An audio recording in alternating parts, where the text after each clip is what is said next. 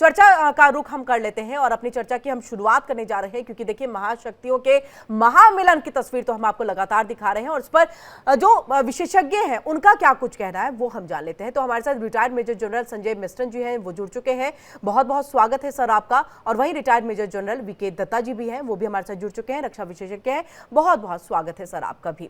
सबसे पहले major general Sanjay मिस्टन जी, आपका हम रुख करेंगे। देखिए ये महाशक्तियों के महामिलन की तस्वीर जो है हम आपको दिखा रहे हैं और ये मुलाकात कोई पहली बार नहीं। देखिए बस ये थोड़ा सा डिफरेंसेस है यहाँ पर कि जब 2.0 की सरकार यहाँ पर बनी है, यानी कि दूसरे कार्यकाल में जो है ट्रंप जो है राष्ट्रपति बने हैं, और ऐसे में ये मुलाकात पहली बार हो रही है। और इसी में देखिए F-35 जो आपका विमान है उसको लेने की बात कह दी गई, उसमें तारीफ भी हुई है। कई विषयों पर बातचीत रही, चाहे वो वैध तरीके से अप्रवासियों की बातचीत हो, उनको डिपोर्ट करने की बात हो, भारत की तरफ से भी कहा गया कि एक बड़ा एक्शन लिया जाएगा। तो ओवरऑल अगर हम ये 2 दिन के दौरे को देखें तो आप कैसे देखते हैं? ओवरऑल अगर मैं इसको बोलूं, बहुत ही सक्सेसफुल कामयाब विजिट हुई है और भारत के लिए विन विन सिचुएशन है, हमारे हित में हुई है। और खासकर जो आपने अभी 2.0 ट्रंप की सरकार के बारे में बोला, उन्होंने जब ये अपनी कमान संभाली थी, बहुत सारे एग्जीक्यूटिव ऑर्डर्स निकाले थे और एक ऐसा वर्ल्ड में इंप्रेशन दे दिया था कि ट्रंप बहुत खतरनाक आदमी है, अनप्रिडिक्टेबल है वगैरह वगैरह। तो इस टाइम कई लोग ये भी सोच रहे थे कि प्राइम मिनिस्टर मोदी के साथ भी थोड़ा उनका रवैया फर्क रहेगा, लेकिन ये रवैया तो ट्रंप 1.0 से भी बेटर दिखा। और उन्होंने प्राइम मिनिस्टर मोदी को अप्रिशिएट किया है, उनकी काफी तारीफ की है। यहाँ तक बोला है वो हार्ड नेगोशिएटर हैं और इंडिया के लिए वो बहुत कुछ कर रहे हैं और बहुत इफेक्टिव लीडर हैं।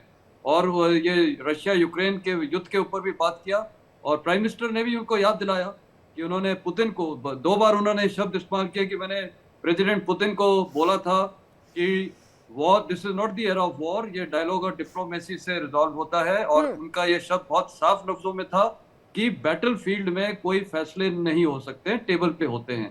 तो ये प्राइम मिनिस्टर और प्राइम मिनिस्टर मोदी की और प्रेसिडेंट ट्रंप की एक कॉमनलिटी दिखती है।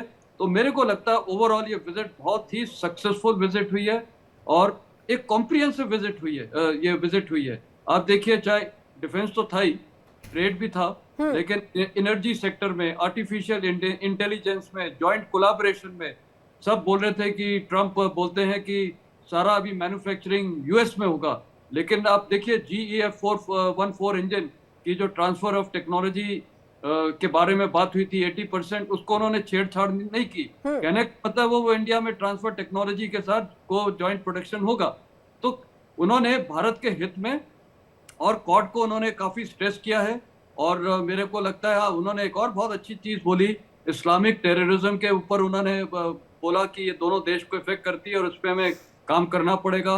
और इंटेलिजेंस शेयरिंग, काउंटर टेररिज्म, ये एक बहुत बड़ी चीज थी। और ये तंवर राणा को जो वापस किया है, साथ ही में एक किसी ने सवाल पूछा था, तो प्रेसिडेंट ट्रंप ने बहुत अच्छी तरह बोला कि और भी इंडिया ने हमें लिस्ट दी है जो भी भारत के खिलाफ विद्रोही एक्टिविटीज करेंगे हमारी टेरिटरी में, यूएस सॉइल पे, उनको भी हम वापस करेंगे।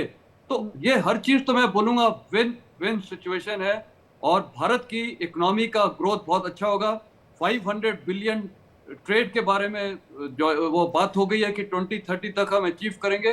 तो ओवरऑल हर डायमेंशन पे, ये चाहे न्यूक्लियर हो, चाहे हाइड्रोकार्बन हो, चाहे एनर्जी हो, आर्टिफिशियल इंटेलिजेंस, डिफेंस, ट्रेड, सब कुछ के बारे में बातचीत किया है मेरे ख्याल। तो ये तो एक बहुत अच्छा पैकेज मिला हिंदुस्तान को। और ये दोनों जो आपका स्टार्टिंग है, दोनों महाशक्तियों का बहुत अच्छा मिलन हुआ है। विश्व के लिए ये बहुत अच्छी बात है और भारत के लिए और अमेरिका के लिए अच्छी बात है। और ये गैर प्रवासियों के लिए भी बात की है, मेरे ख्याल उसमें भी बहुत क्लियर है हम लोग। प्राइम मिनिस्टर मोदी ने एक बहुत अच्छी चीज बोली कि जो इकोसिस्टम है उसको आइडेंटिफाई करना पड़ेगा कि ऐसे लोग गुमराह करके, और ये जो रैकेट चल रहा है, इंटरनेशनल रैकेट, इसको भी खत्म करना पड़ेगा। तो एक कॉम्प्रिहेंसिव डिस्कशन हुआ, कॉम्प्रिहेंसिव पैकेज है। बॉडी लैंग्वेज बहुत अच्छी थी, सब कुछ बहुत अच्छा था। तो मैं बोलूंगा बिल्कुल, कई सारी चीजें जो है इसी बात से नजर आ जाती है कि आपका बॉडी लैंग्वेज कैसा है। और यहाँ तो हर जगह देखिए, आप या तो गले मिलते दिख रहे हैं या तो आप हाथ मिलाते हुए दिख रहे हैं, और इसी तरह से जो है आप एक दूसरे के लिए, कई बार तो तस्वीरें वो आई जब हाथ जोड़ करके एक बार प्रधानमंत्री नरेंद्र मोदी ने कहा कि आपने बहुत बड़ी बात कह दी, तो वहीं एक तरफ जो है डोनाल्ड ट्रंप भी नजर आए थे। ऐसी भी तस्वीरें जो है मंचों से साझा हुई है।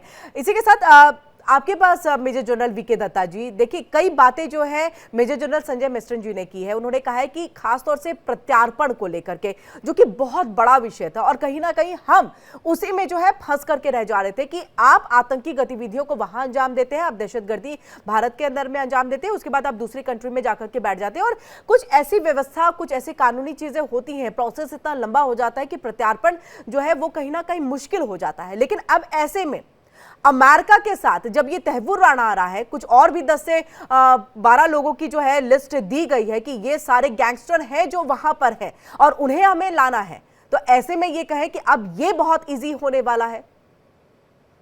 बिल्कुल किरण, देखिए ऐसा है, जब दुनिया का सबसे बड़ा डेमोक्रेटिक देश दुनिया के सबसे पुरानी डेमोक्रेसी के साथ मिलता है, और जब दोनों लीडर, एक अमेरिका फर्स्ट का राग लेके और दूसरा भारत विकसित भारत जो 2047 में हमारा एम है उसको लेके चलता है, तो जरूर कोई ना कोई एक पॉजिटिव नतीजा निकल के आएगा। और ये जो टर्म मोदी साहब ने घड़ी, मीगा एंड मागा, तो make America great again and make India great again, ये उसी थीम के ऊपर चल के ये दुनिया की दो शक्तियां आज के दिन में कदम से कदम मिला के चल रही हैं। और जितनी चर्चा अभी हुई है मोदी साहब की अपने अपने प्रेसिडेंट ट्रम्प के साथ, उसके अंदर हिंदुस्तान के लिए जो ये आपने जो बोला कि डिपोर्टेशन का एक मामला, दूसरा है जो उग्रवादी या टेररिस्ट वहां पे छुपे हुए हैं उनको वापस भारत को देना। और उन्होंने एक्सेप्ट किया है कि जो लिस्ट हमको मिली हम उसके ऊपर कार्रवाई कर रहे हैं, और जो बचे हुए भी हैं उनको हम वापस करेंगे, और भारत का हित हम हमेशा ध्यान में रखेंगे।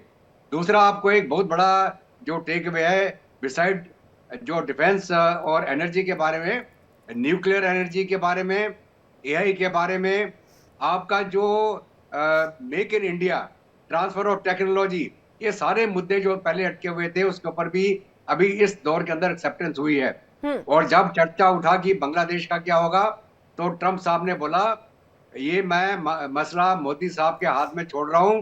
तो कहने का मतलब ये है कि उन्होंने एक ग्रीन सिग्नल दे दिया भारत को कि अगर आपके नेबरहुड में बांग्लादेश या कोई और मुल्क आपके यहाँ पे नसूर बन के बैठा है, तो आप उसको जैसे चाहे उसको डील कर ले, और अमेरिका आपके साथ में खड़ा है। तो ये जो चर्चा हुई है, ये एक बहुत ही उच्च स्तर की और दोनों तरफ से भारत और अमेरिका के लिए विन विन सिचुएशन है। चाहे टैरिफ का मसला हो, वो सही बात है कि अगर साहब आप मेरे से जितना ले रहे हैं उतना मैं आपको दूंगा, या आप को जो मैं दे रहा हूँ आप मेरे को दीजिए, तो ये रेसिप्रोकल है। लेकिन फिर भी इसके अंदर जो अलग अलग आइटम्स होंगे उसके ऊपर चर्चा रहेगी। जो ह्यूमैनिटेरियन एड का मामला होता है उसमें कम टैरिफ होगा, जो इंडस्ट्रियल इक्विपमेंट वगैरह है उसके ऊपर बराबर के टैरिफ लगेंगे, तो इसमें कोई घबराने की जरूरत नहीं है। दूसरा उन्होंने बोला, बिल्कुल सर ये F-35, क्योंकि ये बेहतर आप समझा पाएंगे हमें कि देखिए स्टील फाइटर जेट जो है उसको लेकर के एक यहाँ पर सहमति बन गई है। अब अमेरिका जो है F-35 फाइटर जेट जो है वो देगा भारत को। अब ये कितनी बड़ी चुनौती या कितना बड़ा सेटबैक हम पाकिस्तान और चीन के लिए माने? देखिए किरण, ऐसा है कि जहां तक एयरफोर्स का सवाल है, हमें बहुत बड़ी तादाद में मल्टी रोल फाइटर्स और मल्टी रोल एयरक्राफ्ट चाहिए जी, ठीक है। उसके तहत में हमने 114 फाइटर्स का इंटरनेशनल टेंडर भी निकाल रखा है, 114 मल्टी रोल जेट्स और ऑल दैट। उसके अलावा जो 5th जनरेशन के जहाज है जिसको F-35 बोलते हैं, और जो चाइना ने हमें रशिया ने ऑफर किया है Su-57। अभी थोड़ा सा अंतर इसमें यह है कि जो F-35 और डीप पेनिट्रेशन स्टेल्थ एयरक्राफ्ट है, जिसमें तकरीबन 100% स्टेल्थ है, मार्जिनल 0.3 0.5 उसका वो सिग्नेचर आता है। जहां पर कि Su-57 का सवाल है, वो 100% स्टेल्थ नहीं है, लेकिन वो चंद एक एंगल्स में वो बिल्कुल स्टेल्थ एयरक्राफ्ट है। अगर आप वो टारगेट को किस एंगल से अप्रोच करता है। अगर वो सही नोज एंगल से करेगा तो वो पकड़ में नहीं आता है, लेकिन अगर उसका ब्रॉड साइड आएगा तो वो थोड़ा पकड़ में आएगा वो। लेकिन उसकी कॉस्ट जो है F-35 से बहुत कम है, और वो रशिया ने बनाया अपनी सेल्फ डिफेंस के लिए, जिसके अंदर जो क्वांटिटी और उसकी capability to intercept incoming aircraft और मिसाइल्स। और जहां तक F-35 का सवाल है, डीप पेनिट्रेशन का मतलब है कि अगर हमने जाके यहाँ से भारत से फ्लाइट पकड़नी और पिकिंग के ऊपर जाके हमने अटैक करना है तो वो डिटेक्ट नहीं होना चाहिए इस उड़ान के दौरान, उस हालत में काम आएगा। तो ये एक डेटरेंट तो बन जाएगा बहुत बड़ा चाइना के खिलाफ, कि अगर हम F-35 लेते हैं तो चाइना को ये अंदेशा हो जाएगा कि हमारे पास वो स्टेल्थ कैपेबिलिटी आ गई है, जिसके माध्यम से हम अनडिटेक्टेड कोई भी टारगेट को एंगेज कर सकते हैं चाइना के अंदर। लेकिन अभी हम आगे चल के देखेंगे कि हम कितना पैकेज अमेरिका से लेंगे और कितना पैकेज हो सकता है हम रशिया से ले। ये जो हम बोलते हैं पैकेज का डील और जो हम बैलेंस करते हैं, नहीं, वो हमारा ये भारत के प्रधानमंत्री की मतलब एक कहे कि कूटनीतिक जो एक तरह से स्ट्रैटेजी है वो बहुत ही बेहतर है, जहां अमेरिका और रूस के बीच में। मेजर जनरल संजय मिस्टन जी इसका जवाब दीजिएगा, बताइएगा, थोड़ा समझाइएगा कि देखिए अमेरिका और रूस के बीच में चीजें बनती नहीं है, लेकिन भारत वो देश है, प्रधानमंत्री वो है कि देखिए आप रशिया से भी अपनी बना करके आपने रखी हुई है चीजें, अमेरिका के साथ भी उतनी ही अच्छी आप दोस्ती रख रहे हैं कि जहां पर यह कहा जा रहा है एक और एक दो नहीं बल्कि एक और एक 11 बन करके अब हम जो है विश्व के ऊपर में चीजें करेंगे, काम करेंगे। और ये विश्व संदेश जो गया है ये कई मायनों में बहुत अहम है। साथ ही आपसे एक और तस्वीर, क्योंकि जो अभी कुछ दिन पहले तस्वीर भी संजय मिस्टन सर आपके सामने, मतलब हम सबके सामने आई थी, जब हाथों में हथकड़ी लिए हुए कुछ लोग जो है वो डिपोर्ट किए गए थे भारत में। देखिए उसको लेकर के लग रहा था कि बातचीत होगी और बातचीत हुई भी, तो ऐसा लग रहा है कि अब वो स्थिति नहीं आएगी और इसमें कुछ चेंजेस हो सकते हैं क्या? दोनों बातों को समझाइएगा सर। आपने दो सवाल उठाए हैं जी। दूसरे वाले का मैं पहले जवाब दे देता हूँ। देखिए ये जो हमारे इलीगल इमिग्रेंट्स को वापस किया था, पहली बात तो कोई शक नहीं है वो इलीगल थे और वो एज पर द यूएस लॉ वो क्रिमिनल्स हैं। अब इनको वापस ऐसे क्यों किया गया, इसके भी देखिए कई पहलू हैं। क्योंकि मैं एक छोटा सा उदाहरण देता हूँ। आज मान लो इंडियन कोस्ट गार्ड है, हम लोग ऑपरेट करते हैं और ये कई बार पाकिस्तानी या श्रीलंकन हम लोग ये पकड़ते हैं, वो जो हमारी टेरिटोरियल वाटर्स में आ जाते हैं उनके जो मछुआरे, हम उनको पकड़ते हैं। अब उनको हम शिप में तो खुला छोड़ेंगे नहीं, हम उनको एक एकत्रित करके एक जगह पे रखते हैं और उनको कहीं मूवमेंट नहीं करने देते। और अगर उसमें कोई होस्टाइल बनता है या हमारे सेलर्स के ऊपर असॉल्ट करता है तो जाहिर है उसको हम हथकड़ी बांध देंगे, क्योंकि वो इलीगल है। तो पहली बात तो ये बहुत क्लियर है। लेकिन हाँ, ये जो अभी विषय उठा है, देखिए इसमें अभी भारत के पास ये जरूर मुद्दा डिस्कस हुआ होगा, जैसे आपने भी बोला है।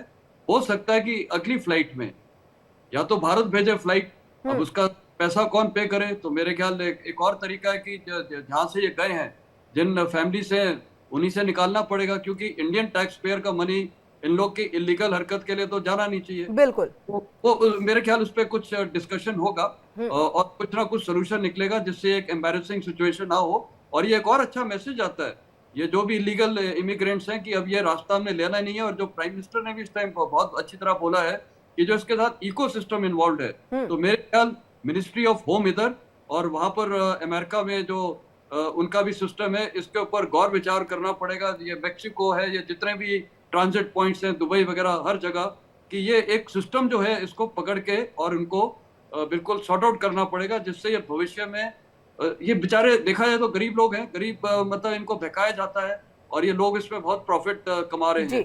इसका सोल्यूशन निकलेगा। लेकिन हाँ, अगली फ्लाइट्स में अब ये कैसे आएंगी, इंडियन फ्लाइट्स में आएंगे, उनके फ्लाइट्स में आएंगे, ये बोलना बड़ा मुश्किल है। एक मैं पॉइंट जरा F-35 का भी बोल दूंगा। देखिए थोड़ा सा जल्दी से सर, थोड़ा वक्त की यहाँ पर कमी है बस। ओके जी। ये क्वाड के जितने नेशंस हैं, ऑस्ट्रेलिया, जापान, यूएस, सबके पास F-35 है। तो मेरे ख्याल भारत भी शायद 1 या 2 स्क्वाड्रन्स लेगा, क्योंकि हमारा फोकस इंडो पैसिफिक में, इससे इंटरऑपरेबिलिटी, लॉजिस्टिक्स और MRO कैपेबिलिटी सब बढ़ेगी। तो ये भी भारत के हित में, महंगा जरूर है लेकिन इसमें एडवांटेजेस हैं, तो हो सकता है वो इसमें भारत। थैंक यू, बहुत बहुत शुक्रिया सर हमारे साथ यहाँ पर जुड़ने के लिए, मेजर जनरल संजय मिस्टन सर, और साथ ही आपका भी बहुत बहुत शुक्रिया।